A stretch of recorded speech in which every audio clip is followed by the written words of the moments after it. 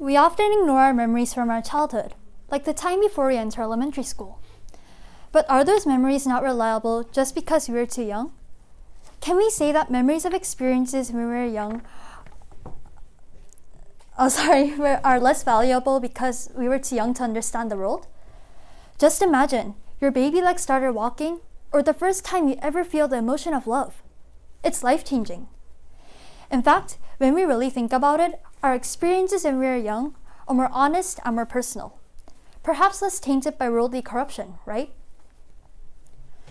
We become distinct individuals when we understand our place in the world.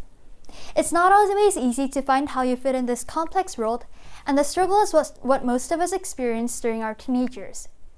In other words, we're experiencing identity crisis. It often coincides with dramatic physical and mental growth, and many parents would eagerly agree that having a teenager in the house is nothing short of a nightmare. But unlike puberty, I would like to argue that the identity crisis can come at any time and more often than we think. As for me, this identity crisis came at the age of 3. I know, it's weird. This changed me. This changed my perspective of the world. Today I'm going to talk about my personal identity crisis and my struggle with my culture, and how I lived throughout my childhood years being different. Interestingly, I knew how to be an Asian girl in America. I was born in Boston, and I was the only girl with yellow tan skin and black hair in my neighborhood. When I was 3 years old, I started nursery school. I was introduced to the class and was asked to sit next to a boy, I remember. Now you know how little kids are honest.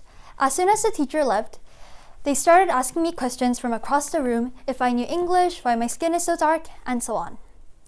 And my response? I didn't know what to say. I didn't know what to react and what to say.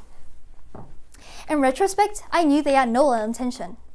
It just took time for them to get used to something they hadn't experienced before. At last, kids started to accept me as the Asian girl, and I acted accordingly. I realized that I wasn't a normal 3-year-old, rather an Asian American 3-year-old, and I had a certain role in the small world of my nursery. Well, it helped a little that there were many ethnically diverse Disney movies like Mulan and Mulan and Moana, which made black skin and dark hair kind of cool. Anyway, for a while, I had to struggle in my 3-year-old way to find a way to fit in with the rest of the non-Asian Americans. Now, my parents were slightly taken aback when I became super excited about moving back to Korea. They thought I'd find the idea hard to accept after leaving behind my hard-earned friends. I imagined how I would rule the kindergarten as the cool girl from America who speaks English and was born in America.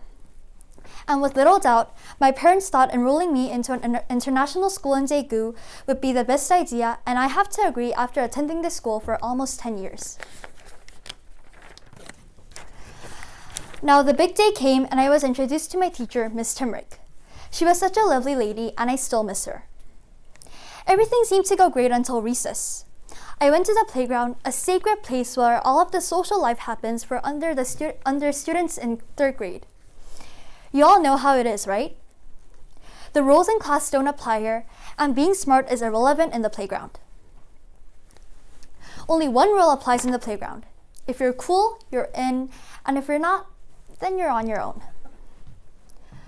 I thought I would be the cool kid. I thought kids would ask me where I was from, or at least be curious in where I came before DIS. Was I in for a shock? I got nothing, nada. No one ever turned their heads back when I walked in. I was branded as the weird girl.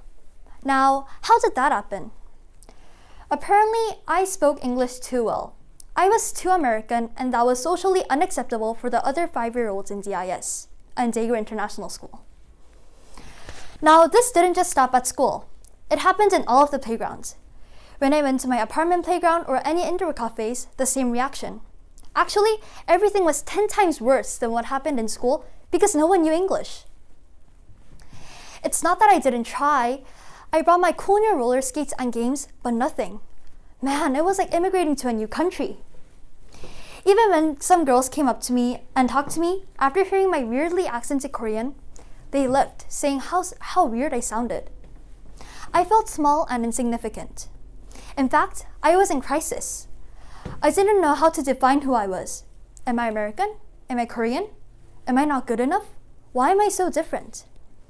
When I came back home sobbing, I asked my parents, Mom, Dad, why am I so different? Why didn't you teach me Korean better? They were speechless.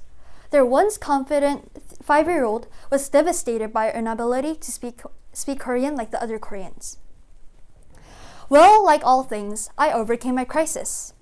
I learned to speak Korean better, and I made new friends at school. Of course, not without great effort.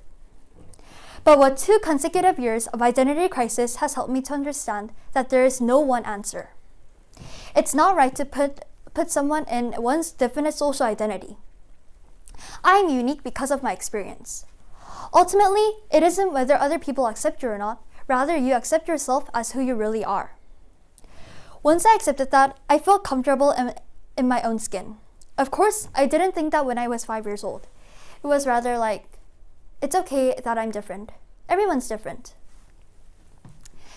When polite old people in the elevator ask me where I came from and why I speak English, I don't feel so uncomfortable anymore.